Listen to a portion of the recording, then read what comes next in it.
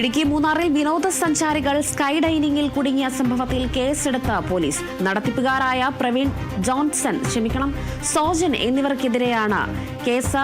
മനുഷ്യജീവന് അപകടമുണ്ടാക്കുന്ന പ്രവൃത്തികളെന്ന കുറ്റത്തിനാണ് കേസെടുത്തിരിക്കുന്നത്. പ്രവർത്തിച്ചത് മതിയായ സുരക്ഷയൊരുക്കാതെയെന്ന് കണ്ടെത്തി.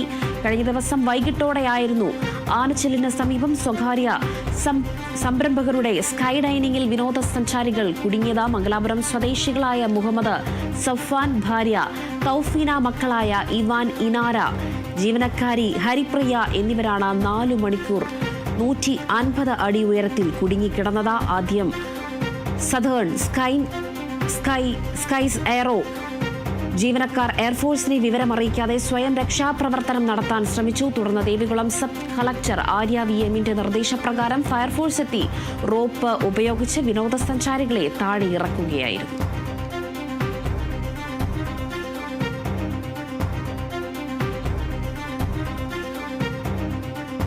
സ്കൈ ഡൈനിങ്ങിൽ വിനോദസഞ്ചാരികൾ കുടുങ്ങിയ സംഭവത്തിലാണ് ഇപ്പോൾ നടത്തിപ്പുകാർക്കെതിരെയും പോലീസ് കേസെടുത്തിരിക്കുന്നത്.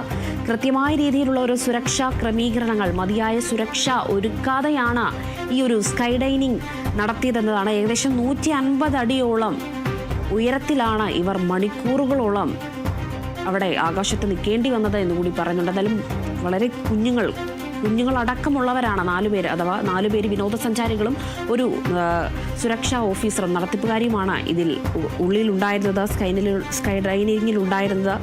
നടത്തിപ്പുകാരായ പ്രവീൺ, സോജൻ എന്നിവർക്കെതിരെയാണ് ഇപ്പോൾ കേസെടുത്തിരിക്കുന്നത്. മനുഷ്യജീവന് അപകടമുണ്ടാക്കുന്ന പ്രവർത്തികളെന്ന കുറ്റത്തിനാണ് കേസെടുത്തിരിക്കുന്നത്. 5 പേരാണ് ഇതിൽ കുടുങ്ങിക്കിടന്നത്. ഏകദേശം 3 മണിക്കൂർ നീണ്ട രക്ഷാദൗത്യത്തിനൊടുവിലാണ് ഇവരെ താഴെ ഇറക്കിയത്. എന്തായാലും ആദ്യം തന്നെ ഇപ്പോൾ പ്രവർത്തകർക്കെതിരെ അല്ലെങ്കിൽ നടത്തിപ്പുകാർക്കെതിരെയും കേസെടുത്തിട്ടുണ്ട്. സ്വയം രക്ഷാപ്രവർത്തനമാണ് ആദ്യം നടത്തിയത്. ഫയർഫോഴ്സിനെയൊന്നും അറിയിക്കാത്ത രീതിയിലായിരുന്നു നടത്തിയത്. മതിയായ സുരക്ഷ ഒരുക്കിയില്ല എന്നുകൂടി പറയുന്നുണ്ട്.